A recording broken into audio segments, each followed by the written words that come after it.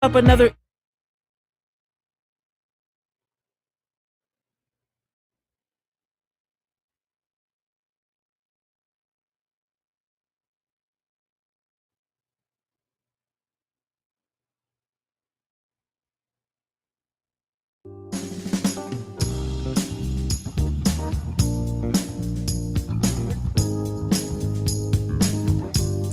Hello, everyone. This is Dr. Ellouise and Joseph Field. Welcome to Love in Real Life, where we talk all things relationships.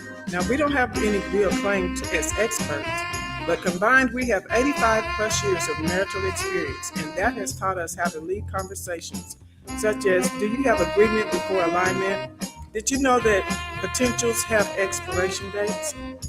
Our goal is to help prepare you for relationship resets as we all continue the work of becoming the best version of ourselves. So you're in the right place at the right time. Let's get this week's segment of Love in Real Life started.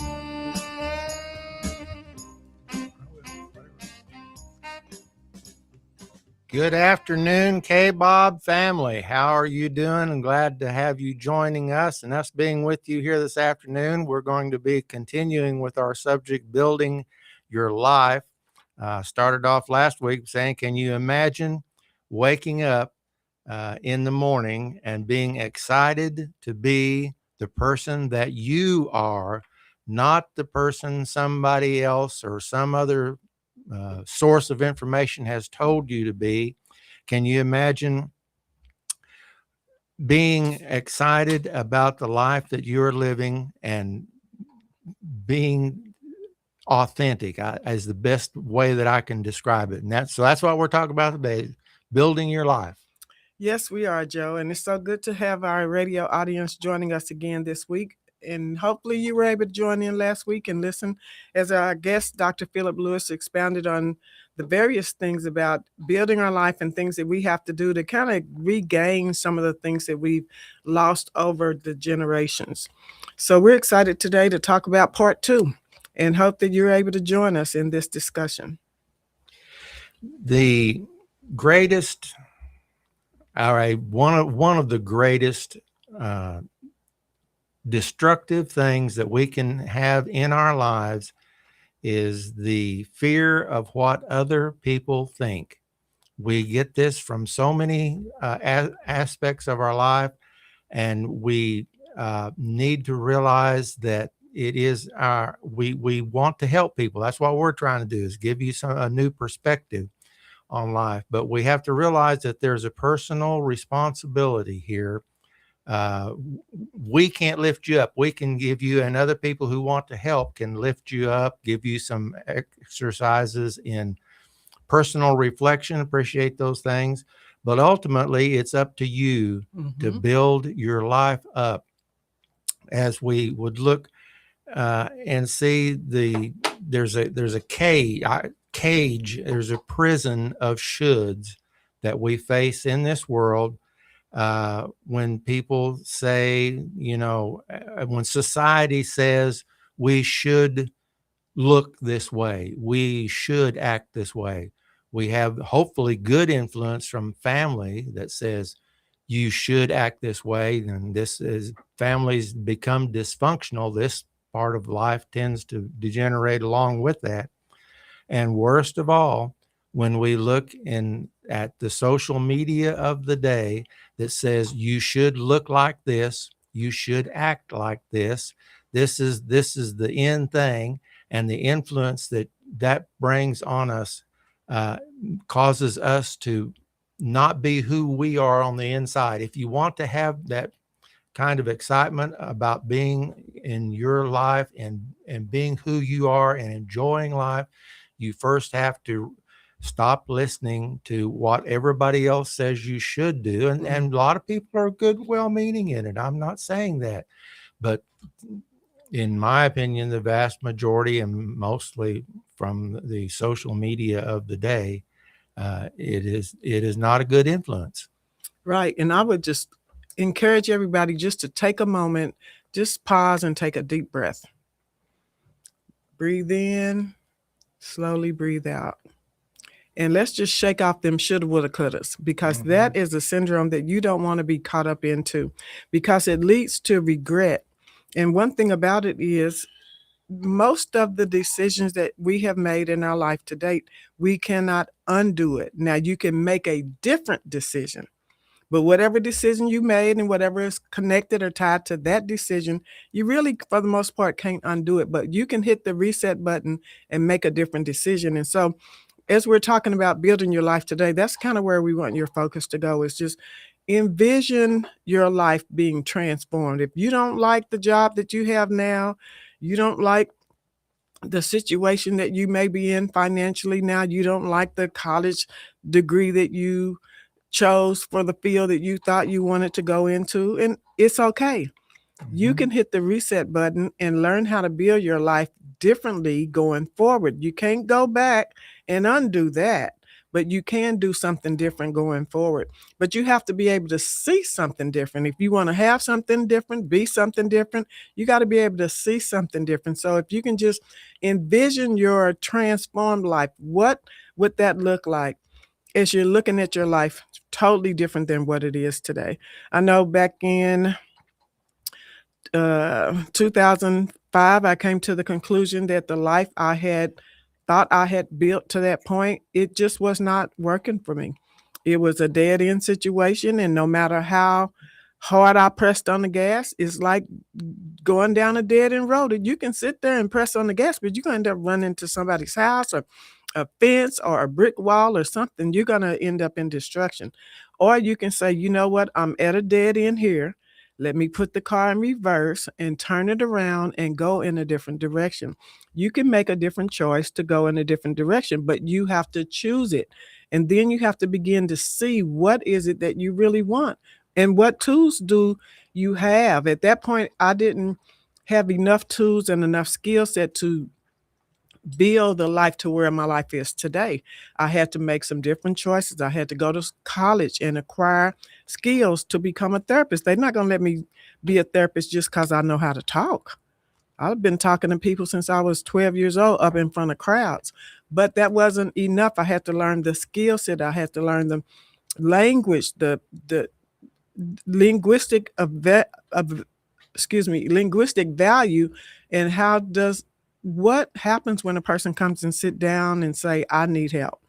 Then I had to learn, how do we help them, because we're not doing it for them, we're assisting them with building their life. But I had to go to school and to learn all of the things about different mindsets and people with depression or anxiety or schizophrenia or bipolar and addictive behaviors and learned behaviors, and getting in a growth mindset versus a fixed mindset. But I had to learn those things so I could build the kind of life that I wanted to be able to have. And you had plenty of mentors to help you do that, but Thankfully. yes, but still you had to do that. Right, because they can inspire You me. had to I decide can only motivate. Right. It had to come from, and I look at, we have people to help, but we have to look inside of ourselves and we have to find out who we are. And then we have to lean on that, rather than what somebody else is telling us we ought to do. We have to find that passion in our lives. From a musical standpoint, my style of music that I like, that I'm really passionate about, the sax, is not very popular right now. And I'm looking back. I spend, when I have time, I'm watching documentaries of the saxophone players in the past who really paved the way for the kind of music that I like, which is a kind of a smooth jazz sort of sound. And I'm looking back there at and listening to those documentaries and just fascinated by them, by the Charlie Parkers, the John Coltrane's, the Ben Websters, Cannonball Adderley, these guys who got a saxophone as a child, maybe played that thing, who ended up down on the learning on the street. They didn't go to the Berkeley School of Music to learn their craft. They did not go to the Juilliard School of Music in New York City to learn their craft. They learned it because of the passion that they had inside themselves, seeing what they are, seeing what they wanted to do, and giving themselves to that. And, when we start looking at me as a sax player, start looking at what I'm doing, realizing that, uh, when we turn on the social media or YouTube or wherever you go to watch, or the music that you're listening to, you need to understand that is the finest that the world can conceivably produce, because they got to make money. If they don't make money, they're not going to be around. That's all there is to it. They got to make money. This is the world's finest. So we have to look at ourselves and say, what is my passion, first off? And then give yourself to that passion, whatever it might be. And I have my saxophone heroes that I look to and study with, and a lot of that stuff I'm like, oh my gosh. But I enjoy it, and some people occasionally enjoy it with me, and that makes it fun. It serves its purpose. I enjoy it. I know Bobby was talking a couple sessions back about giving bass lessons to somebody.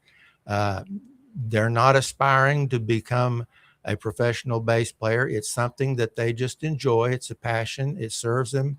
And these are the things we have to look at in our lives. I've had a lot of guitar students, more than anything else, in my experience. And it's the same situation. Everybody's not trying to get on stage. Everybody's not trying to make a living.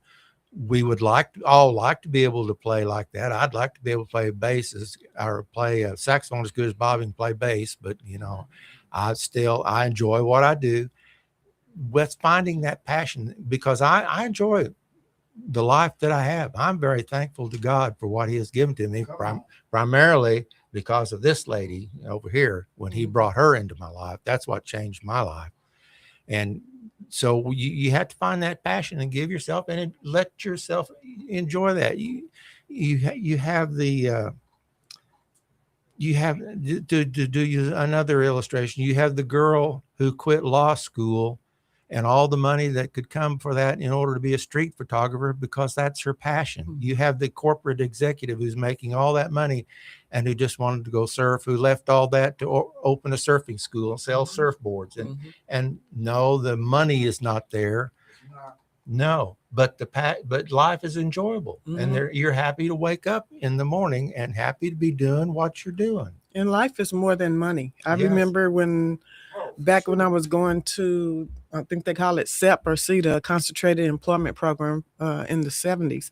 And I left there and ended up going to Tulsa Job Corps. And one of the training programs they had was the BRAC, the Brotherhood of Railroad and Airline Clerks. And I learned back then you could make $40 an hour getting into this program and stuff. And so I signed up. $40 an hour, sign me up.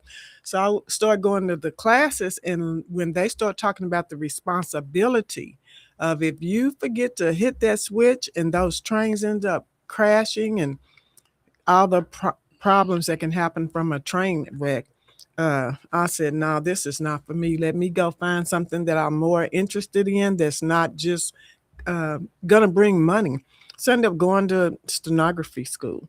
But you have to find those things and I'm, as an administrator, taking notes is something I've done a long time, and be able to sit in meetings and take notes, or be a secretary for somebody's board or somebody's organization or somebody's whatever company, and being able to take those notes and learning how to take them in a shorthand. I learned shorthand enough to pass the course, but then I came up with my own version of shorthand, excuse me, to be able to take notes quickly. But you just have to find those things that are going to work for you. And I didn't know back then I was an administrator that was end up being something that I would end up doing a lot in my life. And even at Langston, to be the grad administrator when students first come to Langston University and the Tulsa campus to become a therapist. Now, if y'all are interested, They can still get you in 2 years. I retired in October, but they can still get you in and out in 2 years, and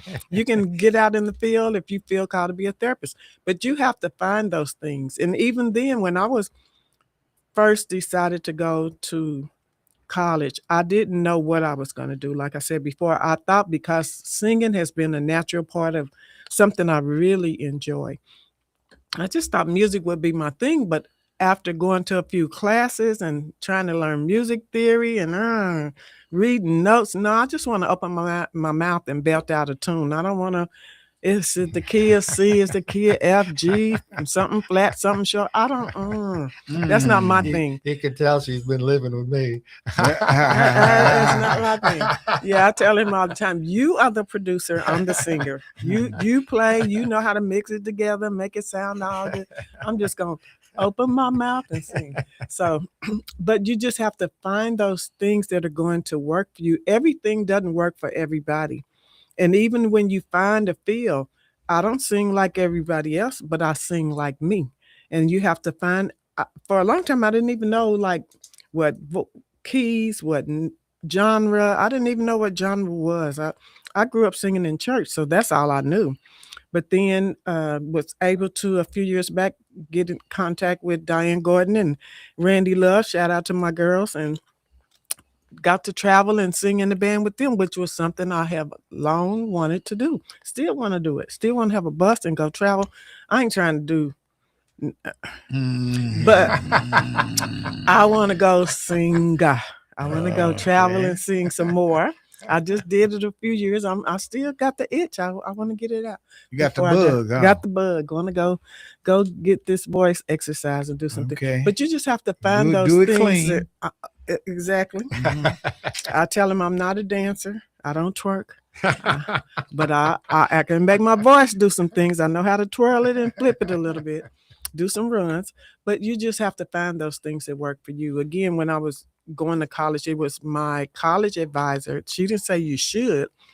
I just told her what I like doing. I like helping people. So she helped me find and connect myself into more things that relate to human services. And when I look back at the jobs I've held, it's always been something in helping or serving people, working at a restaurant, being a babysitter, creating signs and things like that. At one point I had my own desktop publishing company down on Greenwood. But you find those things that are going to work for you. And if you can learn yourself, that really is a key. Learning yourself and what do you want? I know a lot of times, because I love doing business development, and that's something that we're going to start working on, is business development boot camp, is because a lot of people have entrepreneurial skills or ideas, but they don't know what to do. And it's really easier than what a lot of people think. Again, like Joe was saying, sometimes we let what people think, the fear of somebody thinking something in disagreement with what I'm thinking, to keep me from doing what I need to be doing. But it's really not hard. But just, I sit down with clients and I ask them, but what is it that you don't want to do? Do you want to be an auto mechanic? No. Do you want to be a house painter? No. Do you want to do lawn care? No. Because sometimes discovering what you don't want to do, after we weed all that out, then we can help you find out what it is that you want to do. So then you can get on with the business of building your life. But again, in your words, you have to find out what works for you. You have to look inside yourself. I can't determine that for anybody else but myself. No, we can give you some ideas and some pointers, some direction. Sure. But you have to make the decision. But if we're listening to what other people say, that you got to be this, you got to be that, and if you've reached this point in your life and you should have accomplished this and you've got to do that, then you many times, or if you've let somebody establish some goals for you that are completely outside your realm, then you end up being burnout because you couldn't reach. You couldn't look like whatever the ladies think they're supposed to look like now, and whatever the guys think they're supposed. All the BBLs, whatever all that is, and you get. As far as social, again, I just keep coming back to the social media thing because it's such an influence. But the majority of what we're getting there is beyond the realm of the average person whether you're male or female, it's just not average. You've got the finest and most developed, whatever it is you're trying to do, and you try to be that, and then you burn out. Well, I can't do that. I can't be that. Now you feel that emptiness. Now you feel that regret. You have to look inside of yourself, and you have to evaluate your own strengths.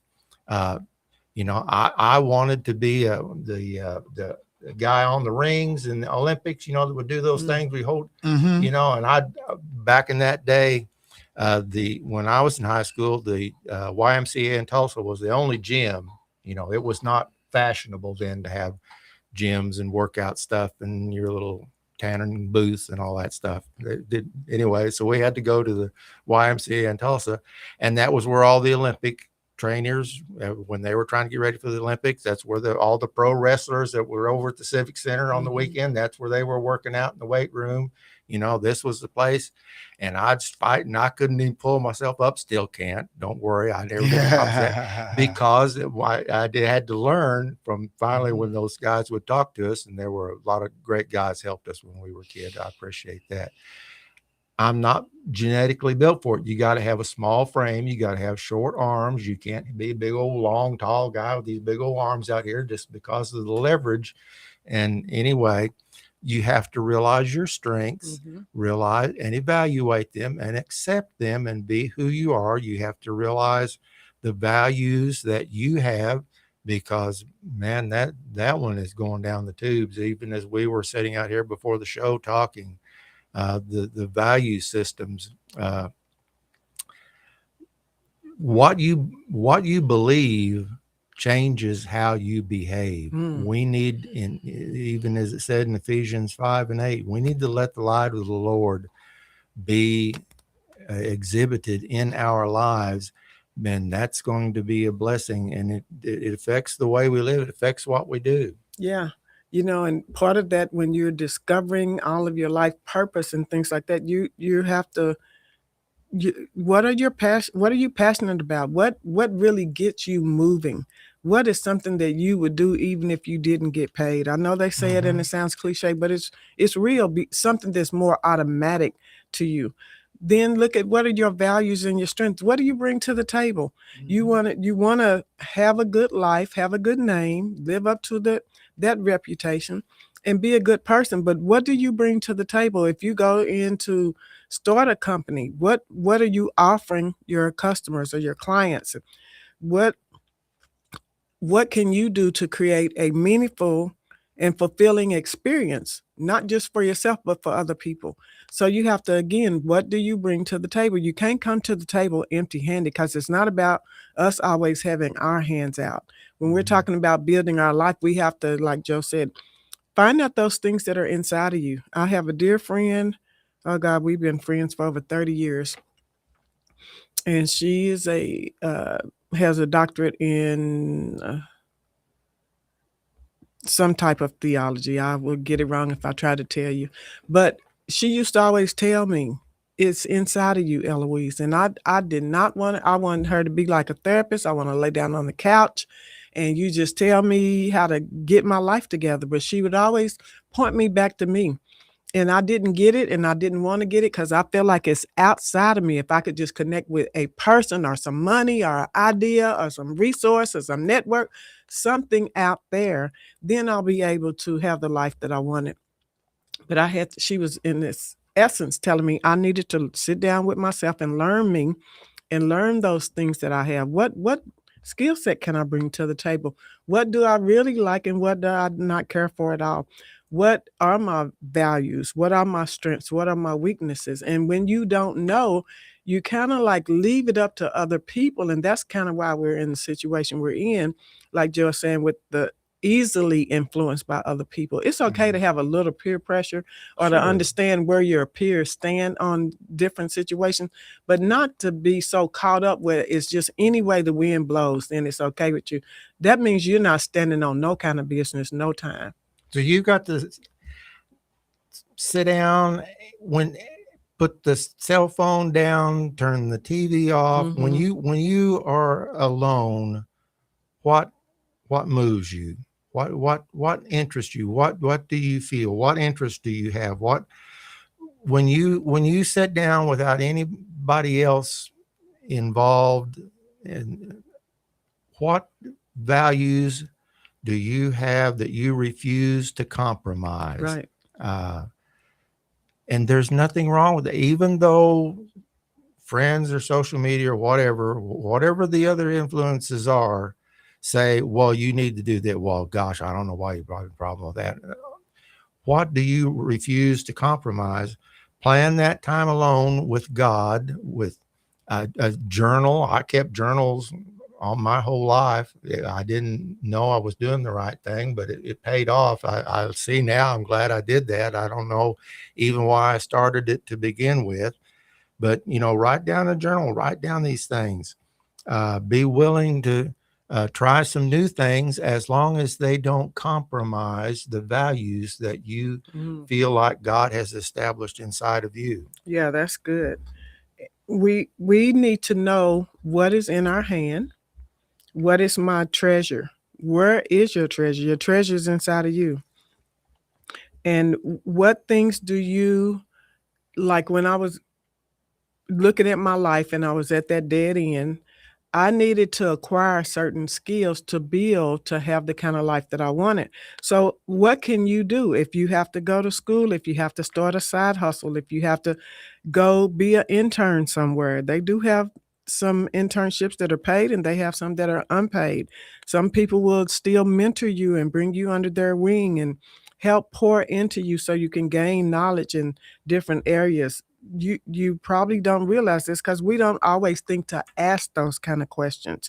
Some communities information is free flowing, but for whatever reason in our community we choose to gatekeep as if there's not enough information and resources out here for everybody. There's more than enough for everybody, but we have to be willing to tap into things and find people that are further along in a situation than you are and try to connect with them so you can be able to benefit from the wisdom that they have.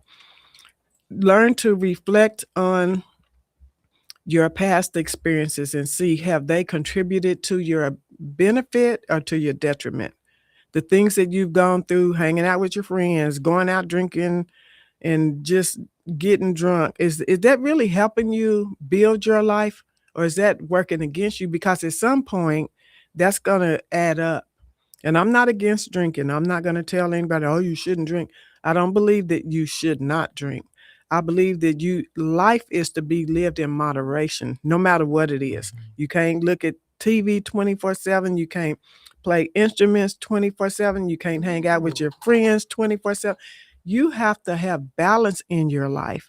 So you have to find those things that bring balance. Find those people that think like you do so you can kind of have a friendship community where you can help move on with your life. Be able to set goals that are clear, not cloudy, because that's a problem that we got today. People are cloudy. They don't know who they are. They don't know what they're supposed to be doing. They got this going on and that going on, and everything that somebody else tells them they need to do, they jump on it and start doing it. And they was never built for that. They don't have the capacity to do it. So if you don't have the capacity to do, that would be like me saying, and Joe could teach me, or Bobby could teach me. Both of them play guitar. And I would love it. It used to be a thing for me. I'm going to thump the bass one day in my life. But at this point, I kind of gave up playing instruments. I had a piano teacher at one point, and she used to get on me every week I went. It was never enough that I could do to satisfy her. And I decided, you know what, I'm going to quit wasting this money going to this lady because she don't like me for whatever reason. And I'm going to just put my money, if I put anything, into singing and forget playing instruments. So I gave up playing instruments and just sing. But you have to be willing to, I had to look at that and see this is really not working for me. Every week I go to this lady, she got something else to say.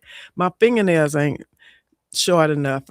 I'm not keeping my fingers straight when I'm playing the chords and the notes, and I'm too distracted. It was just all every week, and I'm paying this lady, and I didn't feel like it was benefiting me enough to where I could say, okay, I'm willing to go through all this just to learn to play the piano. I was not.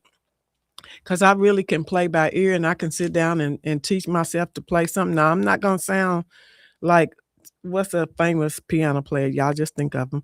I'm not going to sound like them, but I could pick out enough to learn if I wanted to really push myself. But at 72 almost, I don't. I don't want to push myself in that because that's not a clear goal for me. That's cloudy. That's something that if I had applied myself in my past, I probably could have did, but not today. Not today. That's because you have that courageous authenticity characteristic in your personality, which is one reason I love you so much. Thank you, honey. You need to give yourself permission to say no to that which drains you. Ooh, say that again. That's You good. need to give yourself permission to say no to that which drains you. Do y'all hear us, Radio Land? Because people will get on you like leeches and drain all the life out of you, take up all your time, your energy. And when you get away from them, you feel like, oh God, what just happened? I need a nap. What's happening to him? We need some help. Yeah. I spent 22 years in the ministry, full-time pastoring. And one of the hardest things for me to learn to do in that was I had to write, and I had the personal privilege of being able to say, no, I'm not going to do that. What? No, The pastor's saying no to I people? appreciate all that you're saying, and I appreciate that you think all of this and all of that, and the other side thinks all of this and all of that, and the other side, and I got 3 on the other side. No, I'm going to be who I am, and that was one of the toughest things for me to do. Is when I finally got to the point I could easily say, no, not going to do it. Never heard of a pastor telling people Yeah, no. there you go. What? But you have to be willing to see. The part of it is we don't know our capacity. Everybody doesn't have the same level of capacity, and if they don't have it to give, they can't give it. And you have to allow people to be who they are. And if you say ask for something, I try to teach my kids is when you ask for something, people can say yes, no, maybe, I just not interested. And we have to allow them to give their answer and not put pressure on them to answer the way we want them to answer. Mm-hmm. Yeah, and I found a quote from one of the greatest philosophers of all time, one of the greatest therapists that I've ever come across yet. I'm sure you're familiar with him. His name is Dr. Seuss. That was the Cat in the Hat books, you remember? And he said, and I quote, "Be who you are and say what you feel, because those who mind don't matter, and those who matter don't mind." Mm-hmm. Be yourself. Be who you are. Say no to what drains you. Say what you feel. And we have to balance. All of life has to be balanced. We, on the other hand, in this, we have to temper our speech by love, by God's love. You know, we always want to go to the far extremes of these things instead of having this balance. Be who you are, temper that with love, temper that with consideration for the people around you, temper the things that you see on inside of you and the things that move you with that love, and also with that freedom to be courageously authentic. So when you say temper, I just hear the word self-control. Is that Sure. we have to have control of ourselves, and we have to understand we're always building, but not necessarily that we're building in the right way or the right direction or using the right things. Whether we say yes to something or no to something, we're always building. So are we going to be wise builders, or are we going to be foolish builders? If we're wise, then we're using the things that help further my life, that are going to bring benefit into my life. If we're building foolishly, then we're just doing whatever, again, going whichever way the wind blows. And there is a cost to pay for that. That's one of the things we have to do even before we start figuring out our life is, what is the cost involved? When I got ready to go to college, I had to look at the cost involved. Thankfully, for first-time college attendees, there's a lot of grants and programs out here today to help you pay for school till you get to grad school. You get to grad school, you pay for yourself. But there's a lot of different programs that you can benefit from going to school. And then I had to look at the time involved. I was at that point, I was in my 50s. I was then a single parent divorcee, and I had to look at what is the time involved in going to school. What is it going to cost me class wise? How long are the classes? Who's the teachers? Look at the different reviews and see what other students had to say about, because I'm not the kind of student at 50 that I was at 8, 9, 10, 12. So then I could sit in your classroom and you could just have attitude and whatever, and I got to suck it up and take it because as kids, that's how we were trained. But as a 50-something year old, when you come at me a certain kind of way, I kind of got to, I'm not trying to get in trouble, but I'm gonna kind of meet you a little bit because 9 times out of 10 I was older than a lot of the teachers. So, but you just learn to do things that help further your life. And one thing we have to understand is nobody builds during a hurricane. So when you got all kind of chaos and cloudiness and confusion and stuff going in your life, that's the wrong time to try to build your life. You have to really settle that stuff down first. When I was just frantic from, oh my God, I'm getting a divorce. I never thought I'd ever be divorced. I thought I was going to get married and stay married until I died. And now I'm getting a divorce. And what am I going to do? I'm 50 something years old. What? I'm still have kids that need to be ready. What am I going to do? I had to settle all that stuff before I could see enough to make a path going forward, because you cannot build your life during a hurricane. Think about in Tulsa, we have tornadoes. Would you get out during a tornado and really try to build a house? We would say that's very foolish. But we find some people in life trying to build their life through a traumatic situation. They don't know how to press the brake hard enough and say, stop the ride, I want to get off. That's what I had to do. I said, stop this ride, I want to get off. My marriage was not going in the direction I wanted it to go. I could have stayed in it and dealt with it and prayed my way through it until I laid down and died. And I was really close, y'all. I'm not going to lie. I wasn't suicidal. I just had no more capacity to give in that relationship. But instead, I said, you know what? I still got babies I got to raise. I can stay in this and just die on out because it was killing me, or I can find a way to get out of this. So I found a way to get out, and I had to settle all the dust, let everything come to the ground, and then build a path forward. And again, I've done more since 2009 in my life than I ever did beforehand. So you have to establish those things so that you're not trying to build during a hurricane. You have to be intentional. I had to be very intentional. And my friends will tell you, when I first started going to college, I said, I love y'all all. I'm your ride and live girl. But because I don't believe in riding and dying. I want to ride and live. I'm your ride and live girl. But I can't, because it's been so many years since I had been to school. I didn't want to, I had to have a cutoff time. So like, we're not going to be able to talk on the phone after 9 o'clock. Through the week, I can't go to different events and be hanging out because I need to be focused on school time. I'm not an early morning person. So sometimes my class was at 8 o'clock, and I needed to be able to go to class and not just my body be in the room, but all of me, my mind, my spirit, my soul, my body, all of me be in that classroom so I could receive the benefit from what the teachers were giving me, so I could get the good grades, keep my grade average up, and be able to get through college in a satisfactory way. And then I had to keep consulting the plan, like I did when I was going to music. And much as I love music, it just wasn't working. I had to consult the plan so I could know, okay, what revisions have. Because sometime along the way when you're building, you have to make revisions.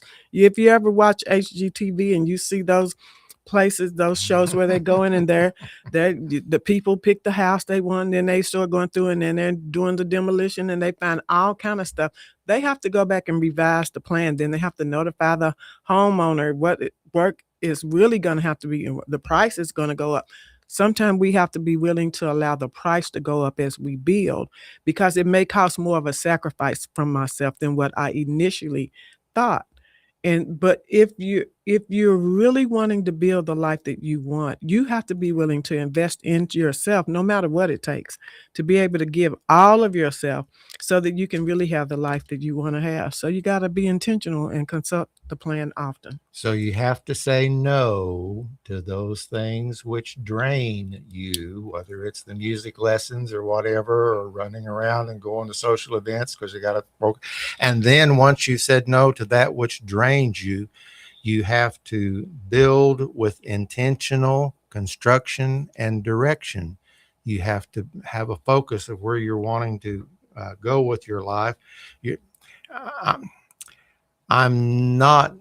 I don't believe life is a lottery ticket. This is what you got to take whatever you gets hand. Yeah, life's not a lottery ticket. You have to you look ahead. Just you plan. Okay, I'm going to go to college. I'm going to learn to play a bass. I'm going to learn to play an instrument. This is what it takes. This is what you got to have.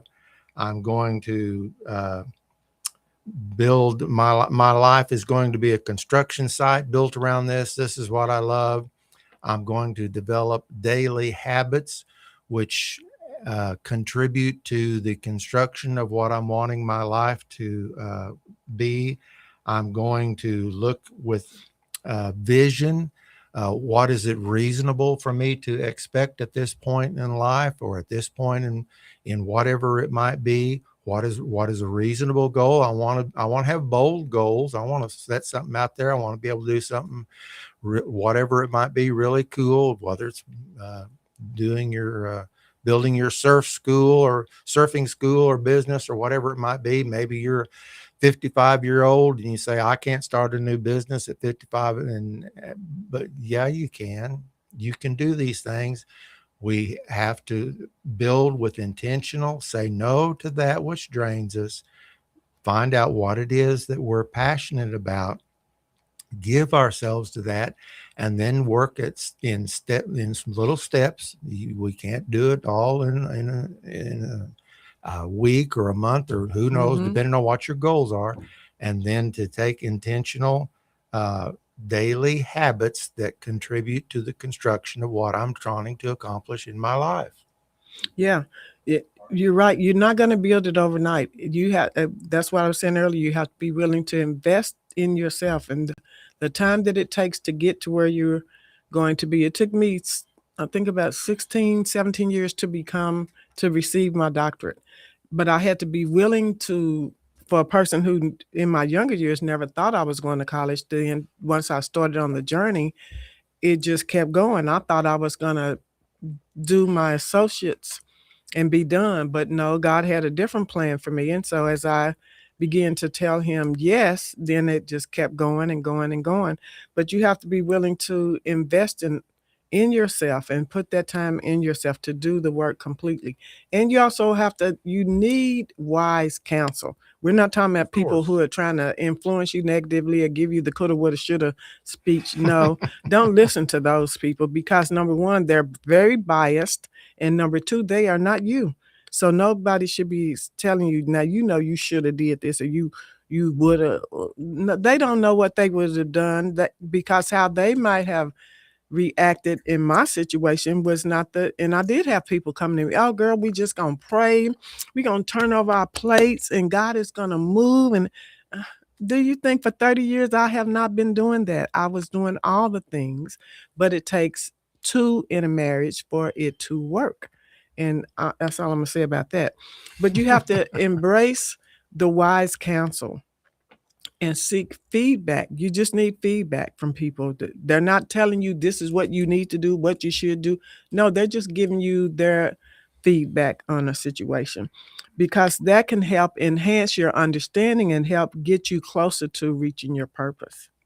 Now, another aspect based on our ages of everybody in here that we have to think about when we're talking about building our life is dealing with grief in where funerals right and left. My goodness, of people that we know, people we went to school with, we're at that point in our lives, and we see an awful lot of people dealing with grief. Each of Ellouise and I have both dealt with the grief, the loss of spouses. We have to build our lives up from that point, and dealing with grief is not something we need to get over It's a process that we need to be going through.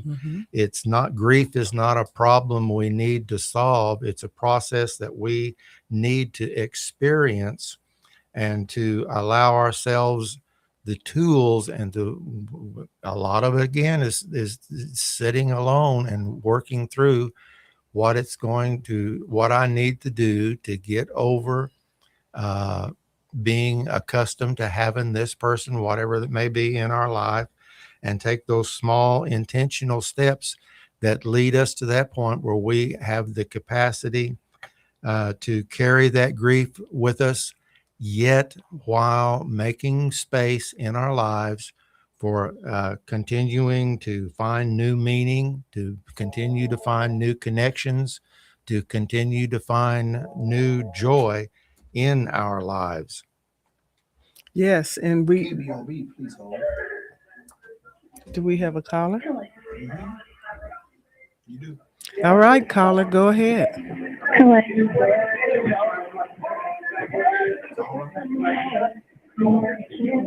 Caller, can you hear us? Hello? Hello. Hello? Go ahead, caller.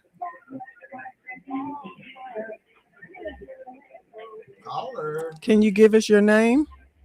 Hey, are you able to hear me? Yes, we can hear you now. Can you turn down your background a little bit?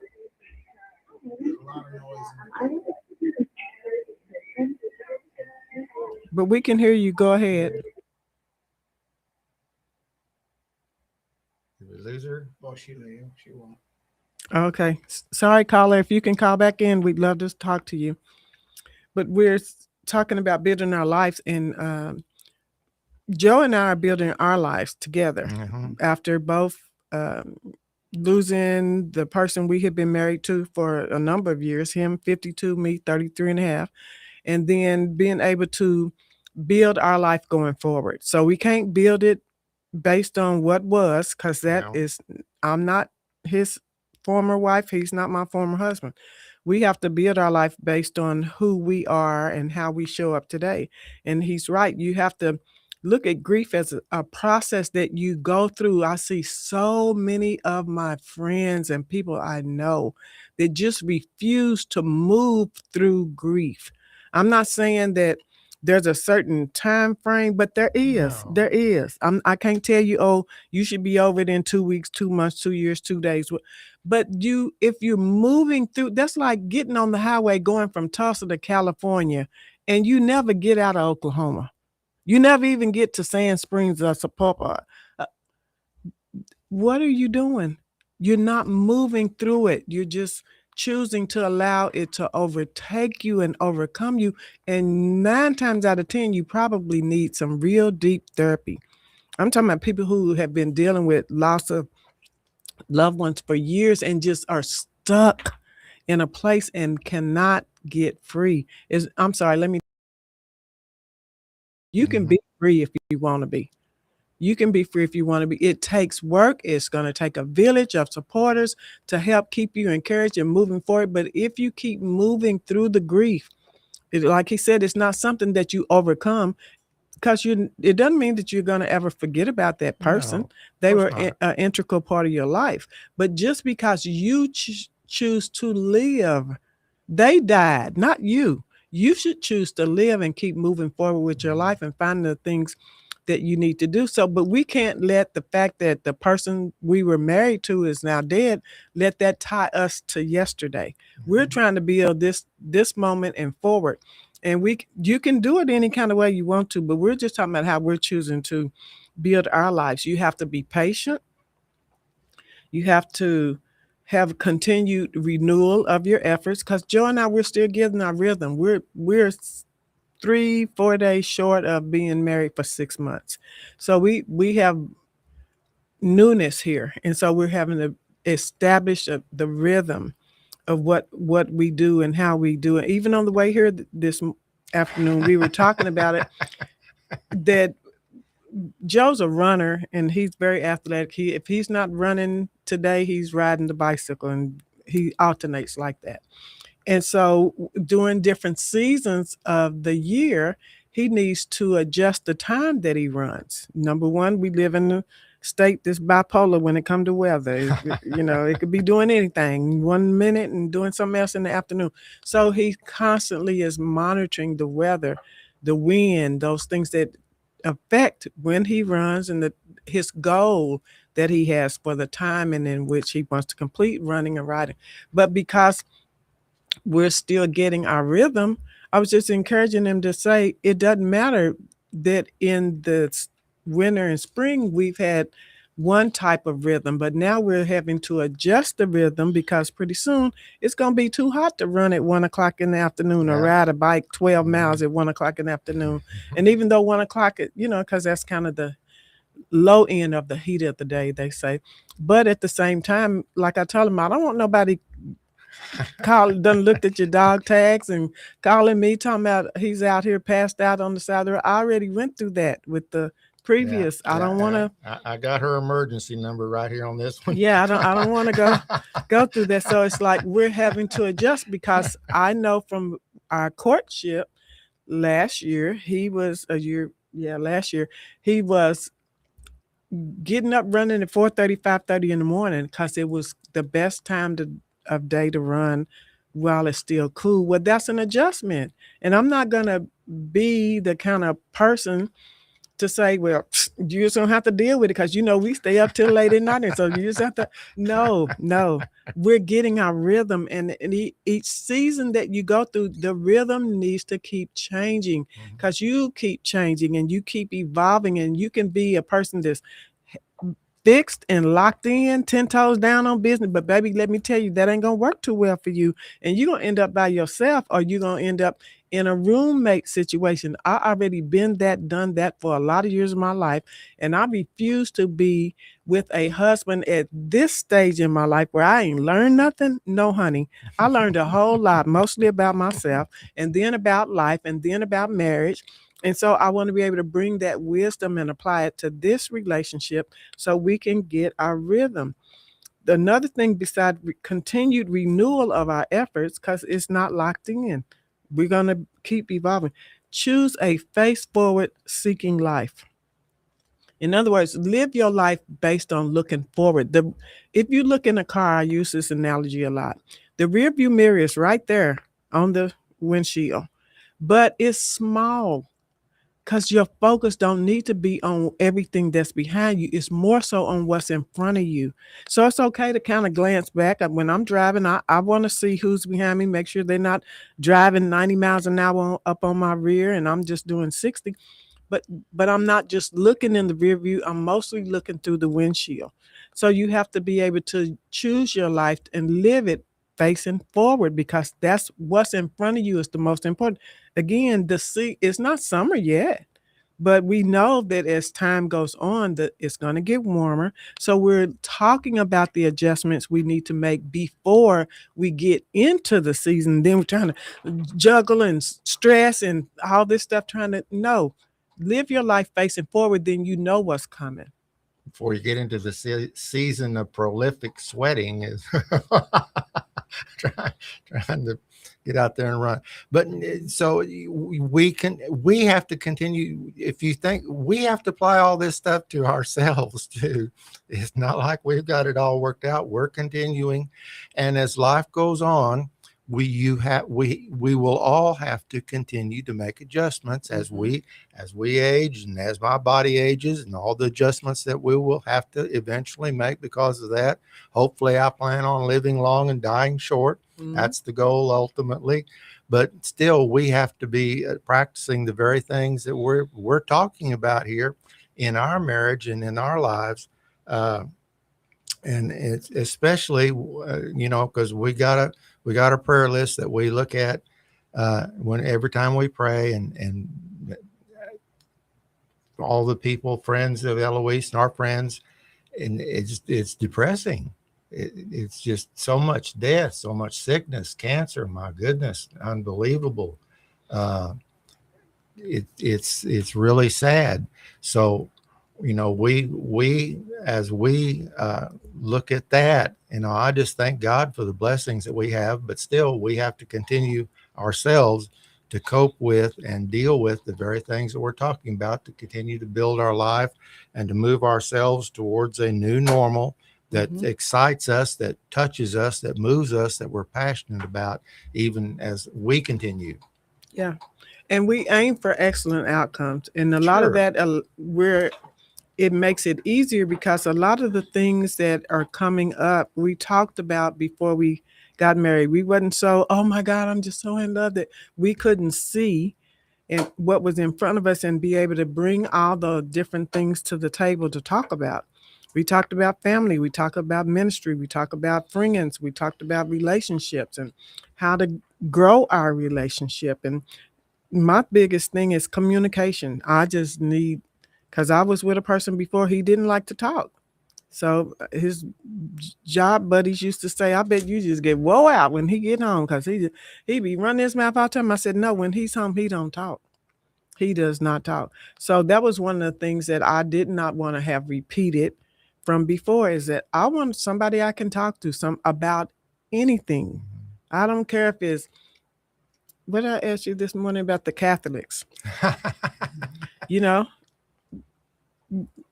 Do they not understand about Jesus and who do they think Jesus is? If that's a question, I should be able to ask my husband that. Not that I even ask him with expecting him to know everything. I don't expect him to know everything.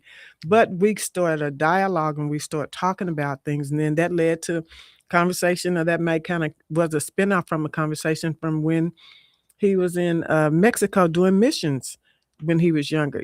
So you want to be able to enjoy the people you're with, especially if that is your spouse.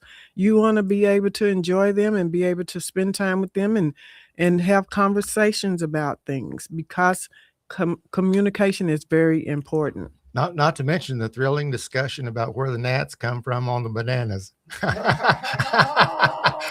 Something I didn't know. I was today years old when I learned that, no, didn't know that. Well, that broke it up, didn't it? Yeah, I was about ready to stop eating bananas after that, but thankfully I don't eat the peelings. But no, but you just you have to aim for certain outcomes. And one thing that we understand, we wasn't gonna, divorce is not an option. No, because we're really committed to God first. Yes. Amen. Before we could commit to each other, we had to be committed to God first, because that was one of the main things that I felt was lacking in the previous relationship. He was a good worker. He knew how to work and pay bills and take care of the household. But that missing element was the God factor. Somebody that I could pray with every day, and that I could worship with, and that we could do Bible study with, and chop it up about this or that, or sit there and watch gospel videos together. A lot of times, Joe is a musician through and through. He is at the core of who he is. He's gonna be in heaven playing something up there. I just know it, because he's played so many instruments, everything but drums. But that's just such a part of his passion and his life. And I'm grateful, because music, singing is a part of mine. We were able to go out with some friends Friday night and do karaoke. It was the most fun that we've had in a while. Mhm. It was just a fun thing, to be able to go out with friends and have fun. But we're just talking about building our life, and not certain things that have to be off the table. Otherwise, failure is going to be a part of your equation. But we realize failure is not a part of our equation. We came together to be successful in what it is that God has called us together to do. But our time has run out again. We just always enjoy talking with each other and talking to you. And I don't know who the caller was. Hopefully you can hit us up on Facebook or YouTube. And comment on those. Yeah, give us your question. We read those comments. We go and examine them and go check, see what anybody said. Or call us back next week. Yeah, call us next week. Email us. Thank you for your time. We look forward to seeing you next week. We're going to be talking about mate alignment.